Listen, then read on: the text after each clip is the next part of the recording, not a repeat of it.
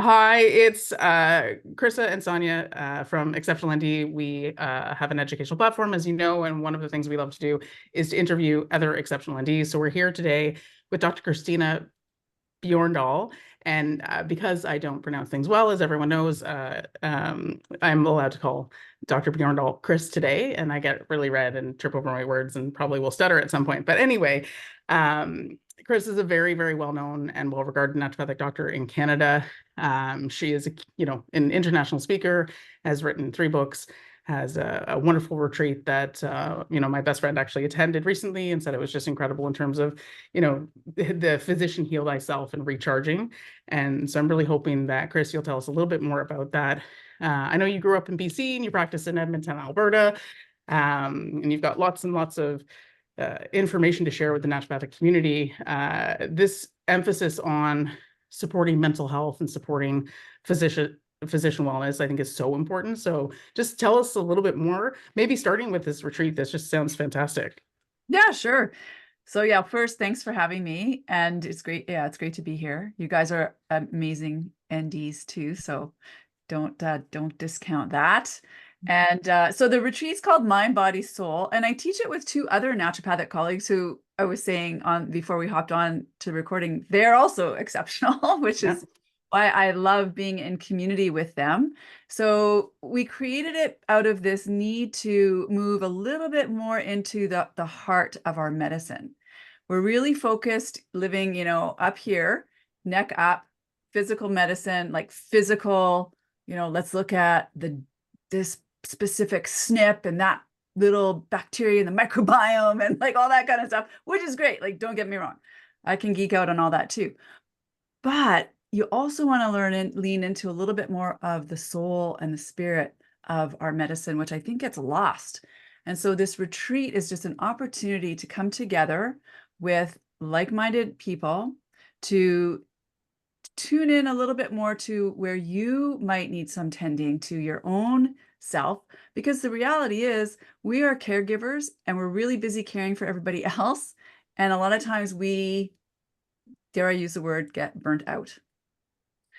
So Absolutely. yeah, and so this retreat was actually birthed during COVID. Well, actually it was birthed in 2019, but then had to be canceled because of COVID. And I did teach it 2 years prior on my own in 2017 and 2018. But then I realized, like, yeah, I can hold the container for a month probably with people, but who wants to be around me for a whole month, right? So let's bring in other people. Yeah. So let's bring in, well, thank you, but let's bring in other people and it's just because it's about community, right? And I really feel that that's missing in our profession because Yeah. we go to school, you have your community, then you graduate, and then you go to your wherever you go, and then you're either working alone or you're a solo practitioner, you're working with somebody else, you're working in a big clinic, whatever you're doing. But really, you hear a lot that people just feel alone in our profession. And so connection and community is really where I think a lot of the healing is at. And that's why we want to bring people together. So It's beautiful. Yeah. I cried after your your talk in Saskatchewan. I think it was focused a lot on mental health and well-being and that, trauma piece. One of the things I just want to share with you in terms of my practice is I started talking a lot more to parents and in some cases the kids, but mostly the parents about the trauma that they've been through, having children who have different needs or regression or things like pandas.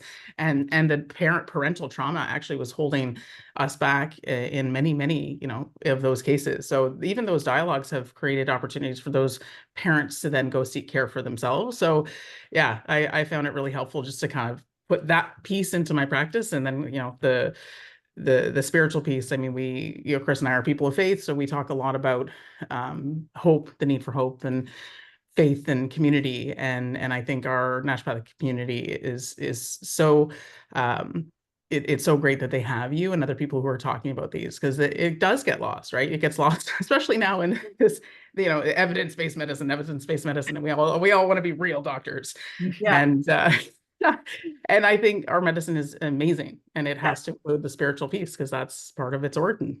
yeah. Like the thing is, so a couple of things I want to say off of that. One is, and I'm glad you mentioned this because this is so key. Parents who are dealing with children who have something, Okay. I am I am a I'm a parent of a child who is so I'm not, my child is so far okay, right? But I got one eye always on him because I was diagnosed with bipolar disorder type 1, right? That's one of the labels that I've been given. And when I was diagnosed with that, I was told it's genetic, right? So I've got this one eye open to see, if this is going to rear itself in my child. The point I'm wanting to make, though, is my parent had, or parents, plural, had a lot of trauma dealing with me through all, Right. right? And both my parents were white knuckling it right through. Like, is this child gonna live? Like, okay, she's on suicide attempt number 255. Like, what, you know what I mean? I'm Yeah. exaggerating, but Yeah. the point being that parents who are caring for children who are struggling in any way, shape, or form, yes, you got to be caring for you. Yeah. Caring for you, because how are you showing up for your child? Because we're Yeah. all energetic vibrational beings, Yeah. and nobody, sometimes my husband and I joke, like when we sometimes are, getting into it and our son's in the back seat and we're like, oh, we forgot you were there, sorry, $200 in your counseling jar, like, it's gonna be stuff, right? Yeah. But it brings me to this other point that I wanted to make, which is that it didn't start with you, right? There's this whole intergenerational trauma piece that not very many people are having conversations about. But Christiane Northrup talks about how we're the Yeah. seven, we're the culmination of the 7 generations that have gone before us, right? Mark Wallen's book, right? It didn't start with you. And this is why I fundamentally believe in the power of our medicine, coming back to this point that we are not alternative, we are original. And let's How's start. that? I think it's, the homeopathic piece and I don't, for lack of a better term, like the lifestyle piece. I think that lots of naturopathic doctors do a really great job of just incorporating that into all the visits, right? And so I see this miasmatic thing in the families that I treat, and I couldn't really, I don't think, do my job without some of the homeopathic interventions that help to shift or heal some of that, hopefully on a cellular level. I mean, I don't want to, you chat, because I feel I don't want to just steal all the clinical pearls, but I would love any suggestions you have with kids who may not be able to communicate. And I know they've been through tons of trauma, so I do give them homeopathics with the assumption they've had trauma, supplements to help calm and sedate the brain. But when they can't talk to you, it's, a sort of another layer of difficulty trying to help them. Yeah. Well, who comes to mind for me always is Helen Keller. Oh, that's a Right? great point. Yeah. Look at her. Wow. I mean, what a I don't know if hero is the right word, but I think so. an exemplary example, like of and then her teacher, her caregiver, right? Because her parents. And then there's the trauma. I mean, I don't know if anyone's really addressed that whole trauma piece. Her parents essentially abandoned her. And we don't know what to do with this. So they hire the caregiver teacher, whose name is escaping me at the moment, who deserves all the credit here. And Helen, of course. But anyway, my point being that there's a human there, there's a soul inside. And even though the soul is not maybe able to communicate with you on the human level that we're used to, which is verbal, there's many forms of communication. And it's a matter of unlocking that within the will, the being, the essence of that soul you're encountering. And and I think children who are, well, I'll use the word gifted, are really here to teach us another way of being. So that's, I totally agree. I mean, I don't know if I'm a completely different person, but John Vanier wrote this book years ago about becoming human, and he talks about like this dual path that we walk, right? As we support someone who has different needs than us, and it's just like carves you out and digs out the best of you, as hard as it is. And I often see this in the siblings of children who are diagnosed with something. Autism is most of my practice, and these are just like the most incredible children, the siblings of children with special needs, and they sometimes, I think, are healing that trauma because they love and accept that person for who they are, and probably just can feed off their energy knowing them, maybe it'd be even better than their parents in some cases. But yeah. What do you think, Carissa? I This is know. so funny because Chris is so, I love this. She's I'm like like, data, all I don't like, biochemistry. She's like, I I don't don't like want to to touch feel. people. I I don't want don't to want touch. people. I don't have a Kleenex in my room because I don't want them to cry. If they cry, I have to go get Kleenex. I'm the Terrible. worst. No, Verna got after her in our interview and she teased her. And so did Julie Buckley, who's my mentor. She's a pediatrician. And she spent Anshu Usman. Anshu Usman got after her too. It's really funny. So I would like you, Chris, to tell my sister Carissa that she has to get this stuff in her practice. I think She doesn't have to do nothing. What's that? She does not do anything she doesn't want to do. No, I know. Oh wait, that you mentioned boundaries. I was looking. That's what I'm going to learn about at your retreat. I was just thinking the trauma piece. I think the trauma piece is more like our front staff. Like we have had a couple of transitions for our front staff. We have amazing front staff, but we had like one key person which we kind of relied on quit, and we have a great relationship. But what it highlighted was the fact that our trauma, like our patients, are kind of flooding our front with trauma, and we're trying to get a plan. And so I think the trauma piece is affecting like what we see on the inside, like obviously what we see on the inside of our rooms, but also our whole practice. And so it's huge. Like it's huge. Yeah. So what you thought you had you thought you had your inside the room stuff handled, and it's not handled. Like yeah. So Yes. Yeah, I mean, naturopathic doctors went through so much during the pandemic, and there's, created so many intense sort of feelings about different things, and it's been hard. And so one of the reasons we did create Exceptional ND is to, weave our community back together for us with a focus on clinical. And now this piece about getting to know other exceptional naturopaths and what they're doing. But I personally feel like it's helped my mental health, my my emotional recovery from the pandemic, because I get to see and talk to other naturopathic doctors all the time. I'm learning new clinical pearls. It's that contact piece, even though it is online.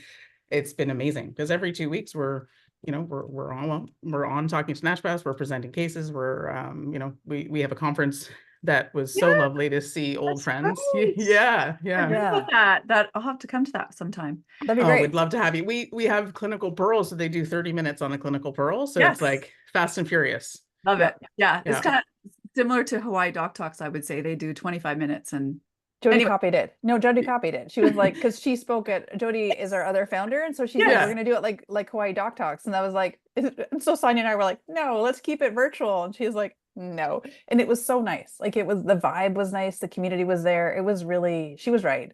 People want to come together, right? People want to come together. And the COVID thing, here's the thing. The reason why it was so divisive is because conflict illuminates the fact that the relationship itself isn't healthy. Because in a healthy relationship, because you two don't share exactly, you're not carbon copies of each other, right? Yeah. So but in a healthy relationship, both of our differences of opinion are welcome to the table. But conflict illuminates the fact that the relationship doesn't actually hold water. Wow. So who didn't lose a friendship in the pandemic? I mean, I did. Right?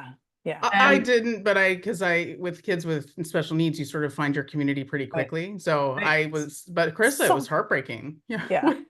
What were you going to say? I lost my drinking buddies. I lost my book club. I lost my your volleyball team. My volleyball team. Yeah.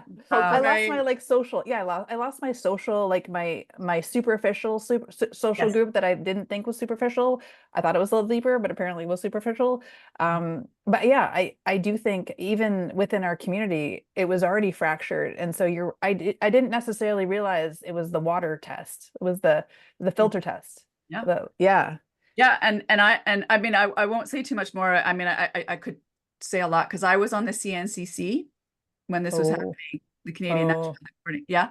And prior to this happening, the CAND was wanting to sort of anyway, they were just, this is just a, it's a difficult, it's a landmine, still landmines. Yeah, it's a divisive subject, but it doesn't have to be. It doesn't have to be. And I think the thing is, and the reason it's divisive is because everyone's coming to the table from their egoic perspective to win an argument.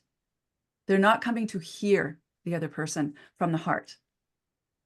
And that's Yeah, it's one of the things I found really surprising too is my mom's getting older, and so I'm, trying to support her naturopathic care and get her more doing things that are good for her health. And so she turns 80 and Krista turns 50 this year, so she hates when I point that out. But yeah, so life starts at 50, Carissa. I can't wait. I'm almost 60, so I can't wait.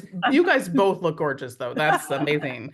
But I was surprised that we just didn't listen to our elders at all. And I think ageism, if that's the right term, because I don't know, but I just like when Paul Saunders or Verna Hunt or someone who's been practicing for decades and decades and decades says something and then everyone ignores it. I just think, to speak to your point about the community not having strong enough tapestry or not being tethered enough or anchored enough or any other 1,000 analogies that I could make, but it was surprising because they could tell me something crazy and I'd say, well, it was Verna Hunt who said it, so I'll probably listen. Yeah, exactly. Yeah. I'll consider and respect the position of it. Right. Yeah. Yes, and I think it's really important that we don't lose who we are as this world is becoming, as the lines are becoming really blurred between who does what, right? And this identity that we have as naturopathic doctors is, again, original medicine is what we need to be, I think, calling ourselves. We're not alternative to anything. And it's in essence, it's two kind of worlds, and it'd be ideal in an ideal situation. Sure, our worlds would overlap, i.e. Western medicine and original medicine. But the reality is our philosophies are completely different. And so you're going to have to, as a patient, you're going to have to pick a team, I think. So sometimes because I'm a recovering people pleaser with, no boundaries. So I try to say to people, oh yeah, no problem. Like, let's, I can work on the team with your medical doctor. Absolutely. But when the rubber's going to meet the road at some point, and we're not going to agree, your MD and me. And so you're going to have to decide. And then it puts the patient in the middle, right? And you want your medicine, you really need to believe in it. And what's there not to believe in? So I'm not saying not to get along and talk to and collaborate with Western docs. Absolutely. But we don't need to stand down. We need to be standing up. And we need to be rising up, not kowtowing to their demands, which is what is happening most of the time. Anyway, I get really upset and passionate about this because I was sick and tired of being tired and sick. Like, this was a career change for me to become a naturopathic doctor. I had 2 suicide attempts while I was in that corporate world, wearing the mask, walking through the world. Hey, I got it all together because God forbid anybody catches wind that I don't. And so suppress all those emotions. Don't show you got any feelings. And meanwhile, I was struggling, but I didn't ever feel like I could be, and again, working in a corporate environment, it's just not accepted. And then again, this is back in the 90s. This is way back when. So anyway, my point that I'm wanting to make is that I wouldn't be here. Western medicine, sure, they kept me alive, but there was no thriving happening over there for me. Not at all, right? And so if you want your patients to thrive in their life, you need to have a naturopathic doctor on board. And the naturopathic doctor needs to do some work themselves. I'm sure, we all were at school around the same time. And someone said, you need to try most things that you prescribe. You know? Yeah, that's how I almost passed out doing an ice and flush. Thank you, Jonathan Prowski. I picked her up. I was like, oh, I did this last year. Also almost passed out. We should be like a POTS assessment that we should have known years ago, but anyway.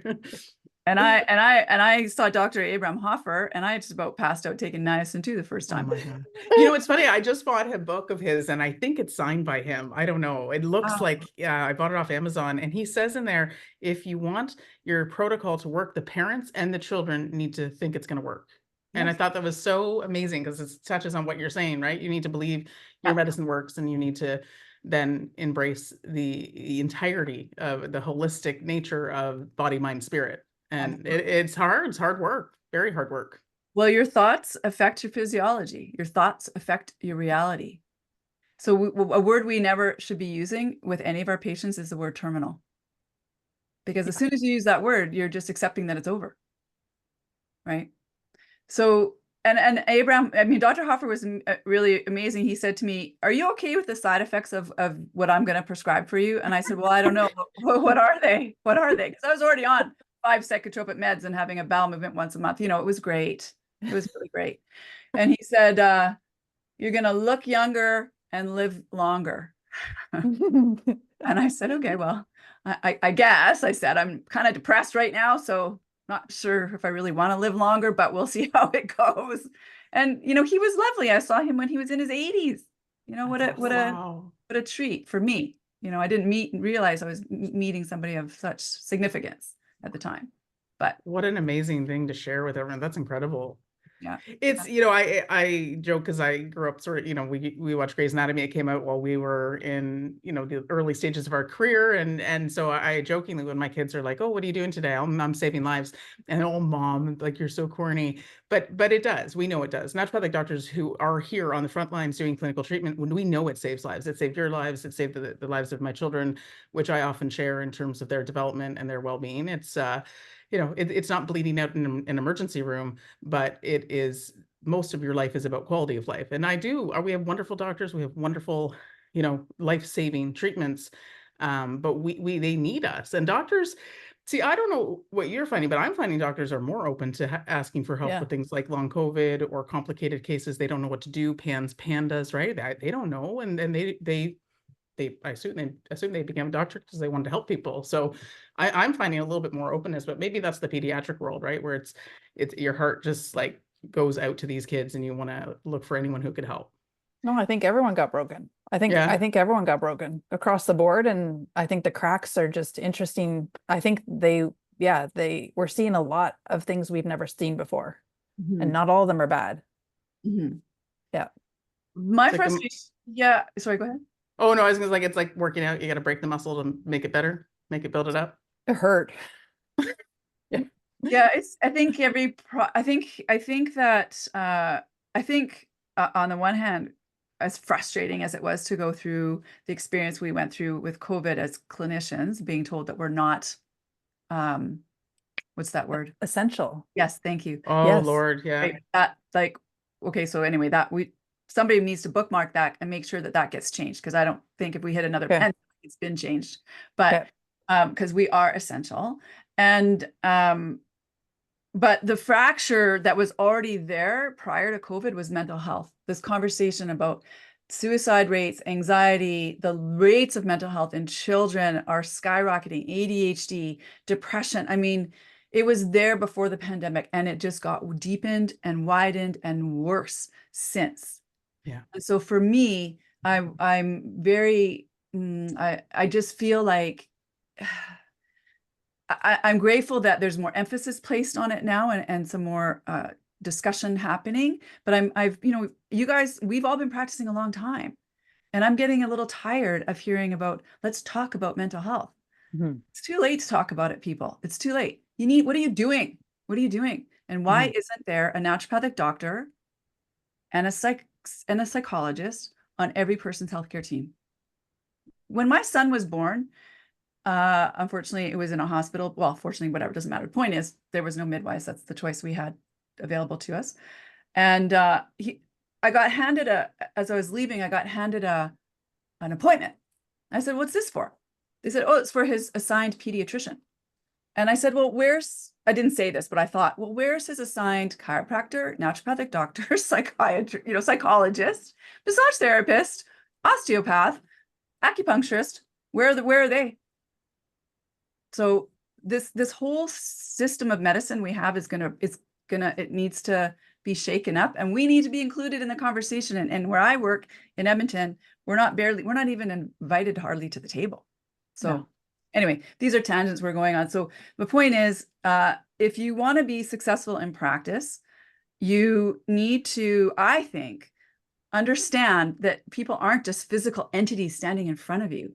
Okay, there's a physical, obviously, entity standing in front of you, but they have a mind, yes, but they have a soul and a spirit and an essence and a vibrational quality to it. And all the neurons that are being formed, right? You don't come out of the womb fully developed, right? So you're forming neurons, and these neurons are making connections, and your subconscious mind is being formed. and everybody's in there. Everybody's in there.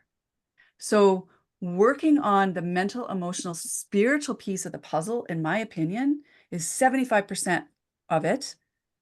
And you're going to be doing a disservice to your patients if all you do is prescribe them a little bit of niacinamide and a probiotic. It's interesting because I don't know if you heard when I spoke at in Saskatchewan, right? Because it was like there was lots of people there and there's beautiful vendors, but at the end my daughter came up and she started crying because people were sort of asking like, well, how would you get a child with autism to eat a paleo or modified ketogenic diet? Like, how could you get them to take lots of supplements, how, injections? It's all so hard. But that spiritual soul of a family is broken when there's a child who's in that much pain in the family, and they're hurting themselves, they're hurting other people, they can't communicate, they can't sleep. And so one of the reasons I am such a firm advocate about a strong intervention for autism is as the child heals, the family heals. And so I see families that have, recovered from some or even all of the trauma because they've watched their child medically improve because they're in pain, right? So we're treating the medical issues. And then of course they're going to feel better, they're happier. And so it's interesting. Like, I think it weaves its way, and it will, into everyone's practice in a different way. And if we have these conversations, then people can take that and should take that back into their own practice and say, put it on a list and make sure it's part of every treatment protocol. Yeah. Yeah. Sorry, I was just going to say one thing. And I know it is, I'm not discounting that it is, but I would watch the language around saying that it's hard. Yeah, no, I love it. Yeah. My mentor used to say, like, autism is, the diet isn't hard, autism's hard. And she's a tough old lady, and she's not old. She's a tough Southern lady is what I usually say. And she's like, these kids need to feel better and get better. But no, that's good. I'll definitely keep that in mind. And that's the other thing about community, right? Is we're there to help each other all improve and make sure we're not missing pieces, which is why I laugh, because Verna basically said to Chrissy, you need to get your hands on your patients. And yes. I do. I touch them more. No, I don't touch them more, but I will think about touching them more. You think about touching. Oh, that's so funny. Yeah. No, it sounds like me. When I was making my career change, I was thinking about becoming a massage therapist, and I realized I don't really like touching people all that much. What the hell am I going to do? I love the idea, but not the. I like getting them. I would just make sure you refer them to an osteopath or a chiropractor, massage therapist. But Yep. So what? Tell us what you're talking about at the OND. Oh yeah, actually, I'm talking about beyond supplements, how to help your patients move beyond. So similar discussion to what I gave in Saskatchewan, actually, but a little bit more nuanced because I've done more work and studies since. So again, how to manage your mind, right? So I just gave you that autocorrection around the word hard, right? It's only hard, and I want to be clear here. I'm not saying that parenting and a family with a child with needs that are greater than is not hard. That is. Oh, wow.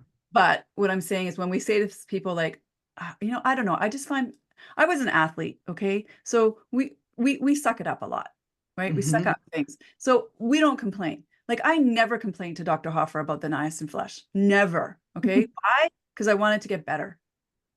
But people nowadays, I just find their tolerance level is low. The bar is low. And I'm like, come on, suck it up, Buttercup. But you can't say that to your parents. Well, you know what? I did say that yesterday to somebody. I said, you know what? Suck it up, Buttercup. I did. I said it to her. Because why?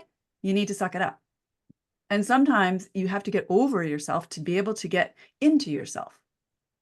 I love that. And Chris and I have been talking about, because the pandemic was so hard on the families that I treat, I have gotten less like, okay, but so I had a patient today, and lovely family, as all my families are, but they said, well, he gets upset when you give him the injections, and he doesn't want to give up his carbohydrates. And I said, well, what are your goals? And they're like, well, we want him to speak in conversations. And I'm like, then you have to do those things. Yeah. And you can do it. Yeah, and you can. Yeah. And you can do it. Okay. I love it. I don't think we do that. I don't think I do the end part. I was just like, you do it in a loving way, but I don't think I do reinforce positive enough. Yeah, you just have to let them know, you've got this, and you've got your child, and this is the best way for you to support your child, because you need to bill us for this, Chris. Yeah, I know. This is like a training session. Where does this fear come from about injections? Where does this fear come from? It's in it, because you know what? They don't actually hurt. A lot of them don't. They don't. No, these are little teeny tiny ones. Yeah. No, and So anyway, but it's us. It's a lot of his our energy. Oh, we're gonna give him a needle, right? So you gotta. One of my teachers is Gabor Mate, and he said, and this is one of the most valuable things I got out of the training with him was pay attention to what's going on with, because we in naturopathic school, I was taught to pay attention to the patient, right? I'm, especially with homeopathy, you're watching their movements and their, I'm self-conscious. You guys are going to probably prescribe some remedy for me based on my hand gesture. I'm pulling up my Mac rep right now. Oh God, now I truly like beet bread. So he said though, have an eye on what's going on with you. Wow. Because it's important because I get activated when a patient like that. I got activated yesterday when that patient said, "Oh, that's so hard." I said, "Suck it up, buttercup," right? What was going on with me was a little bit of this like activation within me, like, come on already, but sometimes, there's patience, again, energy. We really want to pay attention to the energy that your patient's bringing into the space, that you're bringing into the space, and that's happening between you in this healing exchange. Because when we talk about, the container and the space between, what is actually happening in the space between, right? And if you're not grounded and centered and really aware of what activates you, and then you go and work on your triggers, because you have to work on that, because that's whatever's activating you is pointing you to the work you need to do. And so if you get irritated by a patient, then that's you. That's your work. It's not their work. It's your work. And so what's your work? That's the question, And for me, when I took that program, it was the compassionate inquiry training. They said you have to bring a trigger every week. And at first I thought, well, that's going to be really challenging. And then I realized every week I was like, oh my God, I can't get to class fast enough because I got to work on, So you can be fine on the mat. You can be doing your meditation, your yoga, your yin practice. You can be amazing on the mat, but it's not how you are on the mat. It's how you are off the mat. So practice is game day. Yeah. That was amazing. Thank you. It's so helpful. It's Are we going next year? Are we going to a retreat next year? Yeah, I think we should. And I think everyone this year. Oh, is it this year? Yeah. When is it this year? October 18th to the 20th. So it's just before the OAND. So I don't know. I think we need it.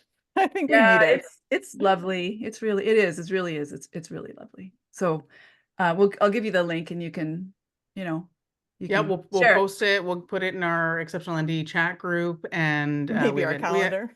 Well, actually, we have an e-blast going out for some of our courses that we have. So if you have a image or anything, send it over. But yeah, I think everyone should listen to that and listen to it again. And OAND or Ontario docs or Canadian docs, get out to the OAND. Like, I support your associations.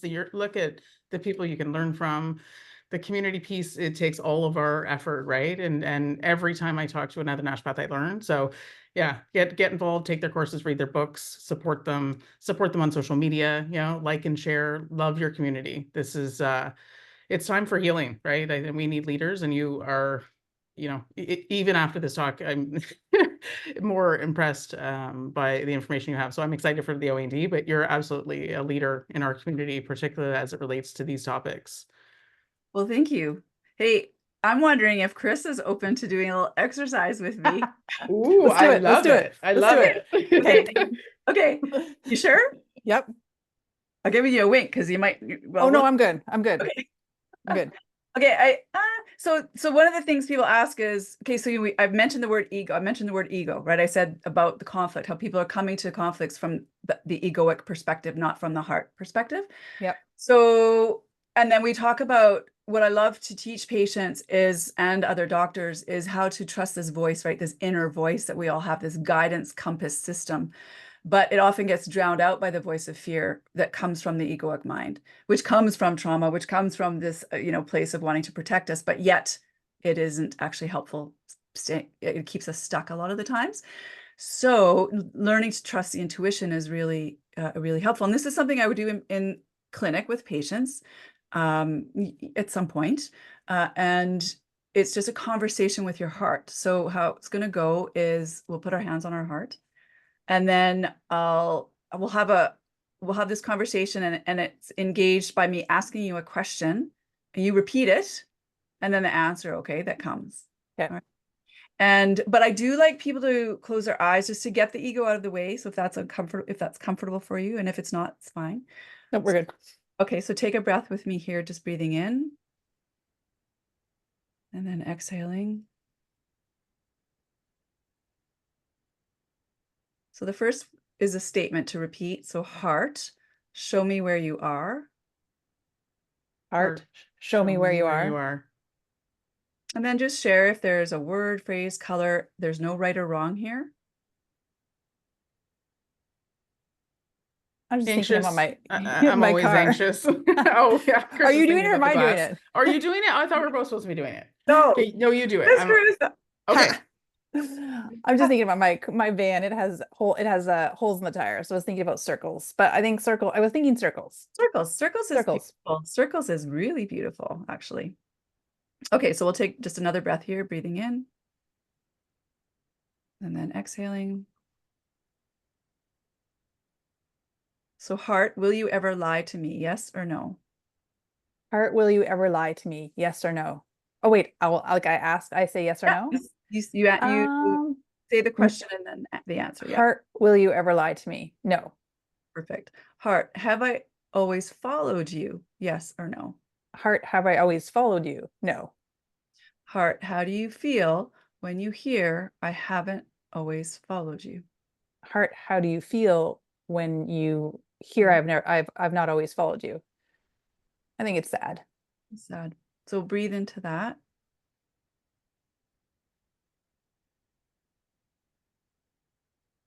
And then heart, why do you feel sad?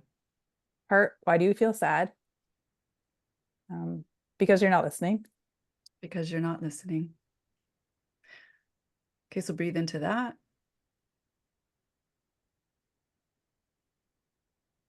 Heart, can you forgive me for not always following you? Yes or no?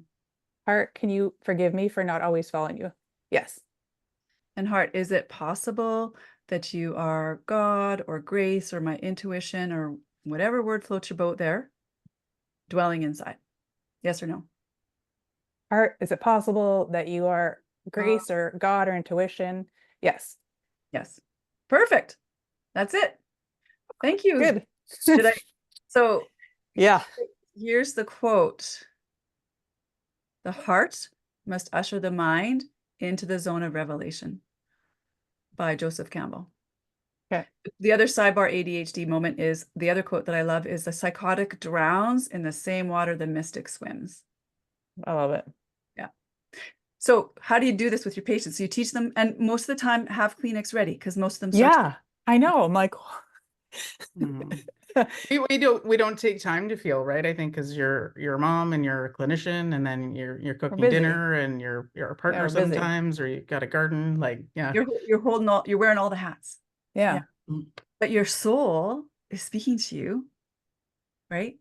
And we get caught up in the doingness, the beingness, the busyness, right? And exactly. But so here's how you work with it with patients. It's brown rice or quinoa, right? It's chicken or beef, right? It's blue pants or red pants. Like, just asking inconsequential questions that life or death is not an issue, right? No one is going to get upset if you serve beef over chicken, or unless you're a vegetarian. So, and then you build the muscle or the skill or the inner listening, because that's what your voice said to you. You're not listening to me. I'm trying to talk to you. Hey, I'm over here, right? But this other part of you, this driven part, this whatever part it is. I mean, listen, right? How many times have I got the hit and I didn't listen? Too many that I wish to share, right? Yeah.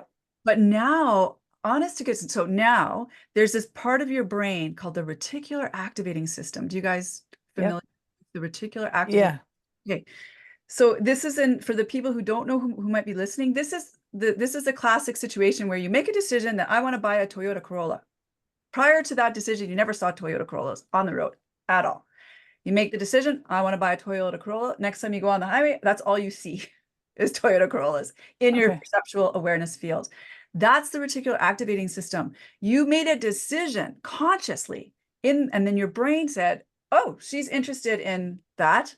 The reticular activating system, those cars were always there, but your perceptual field is now tuned in vibrationally now to want to see that. This is Joe Dispenza's work and the work at quantum physics in the field of that. How I work this into my, and I actually not always consciously, sometimes consciously, sometimes it's just, I think about, and I kid you not, I think about somebody, usually a patient, and I will see them within the next 2 weeks, either out and about or on my schedule. Yeah, us too. Yeah, we definitely see that. Yeah. So it's and I'm not, you know, it's frequency, it's vibration. We're vibe, you know, and so be careful who you think about in a way too, because you know, but I've never been concerned about my practice being busy because it's too busy. In fact, I'm not taking any patients at the moment. So anyway, I'm going on tangents. My point is, let's help people tune in more into the heart, right? Because we're living here, and it's not. So you want to just, that quote is so beautiful, right? You want the ego, you want it. It's there to do what the heart wants, though, not the other way around. Yeah. And I wouldn't be a naturopathic doctor because if I listened to that egoic voice, because my egoic voice, when the intuitive hit came to me, when I journaled about this question, what do I want to be doing with my life? You know, after 2 suicide attempts, working in the corporate world, reporting to a CEO, climbing the corporate ladder, making a lot of money. I'm standing there at the glass ceiling and I'm thinking, this cannot be it. Because again, sick and tired of being tired and sick. And I'm hiding an eating disorder. I've had, you know, whatever, lots of struggles, right? And the voice said, go back to school and become a naturopathic doctor and get some help, like help others the way, because it was so hard for me to find a naturopathic doctor to help me. I saw Abraham Hoffer and I saw Dr. Larry Chan, but that was after my second suicide attempt. Okay. So I've already been struggling for a long time. And that voice said, go back to school. And then the next voice was like, what, are you out of your mind? Like, no way, sister.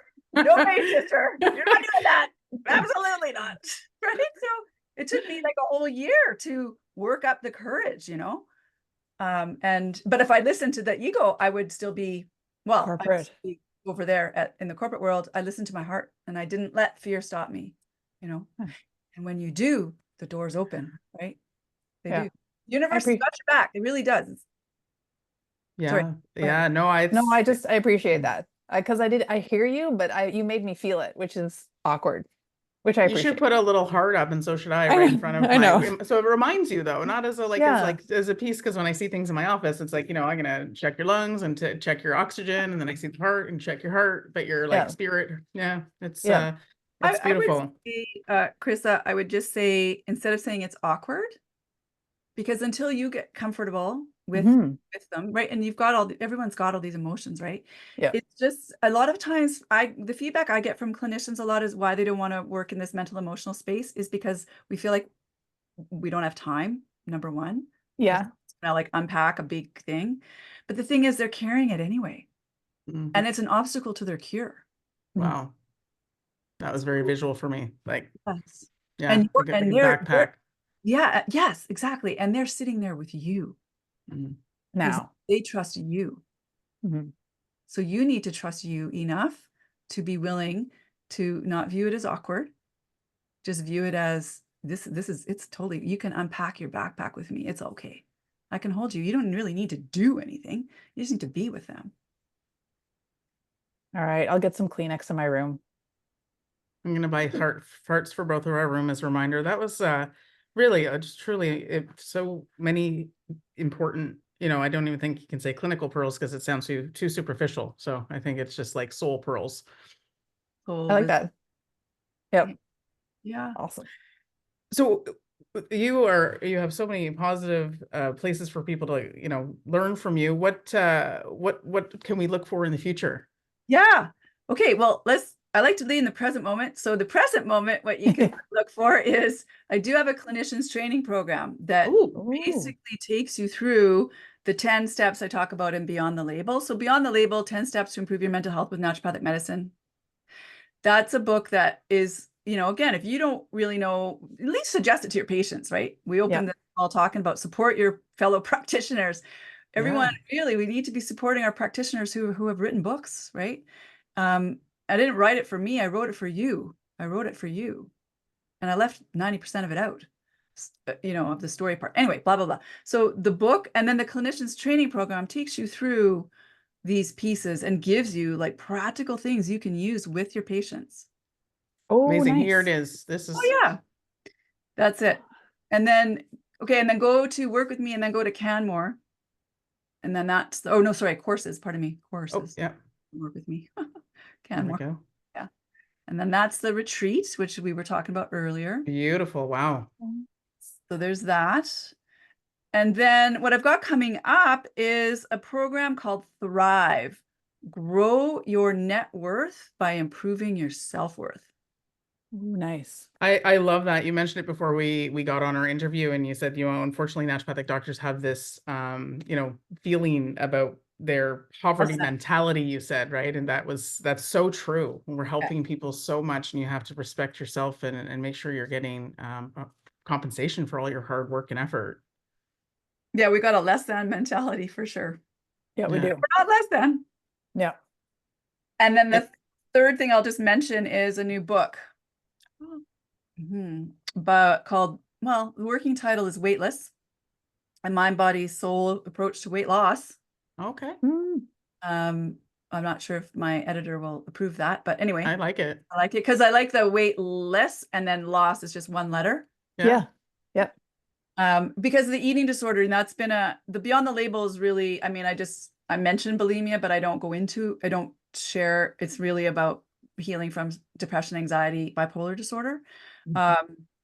But so this new book is about the eating disorder journey. And unfortunately, like you mentioned, post-pandemic, we're seeing a lot of young people being impacted, and of course, everyone. That's yeah, guys, get some of these books, sign up for some of these courses, and let's make sure we're all having more of these conversations, because, you know, sometimes these are really, you know, these interviews have taken us in all kinds of different directions, but this feels very important. Thank you. Thank you, Dr. Chris. This was awesome. And I have lots of things to look up and sign up for. Yeah, you think I could have got to Dr. Chris than just some fumbling over every part of your name for some reason? I just like my stuttering. I got the website, like Dr. Chris. I like it. I love it. I know. Thank you. We really appreciate your time, and we'll come and visit you at the OAND. We'll okay. Yeah. Yes, that'll be great. Awesome. Yeah, I know somebody. Awesome. Okay, and you'll send me that info, and we'll send it out to everyone, and make sure they know lots of the things you're up to. Lots of love to you. Thank you. Okay. Thank you. Take care.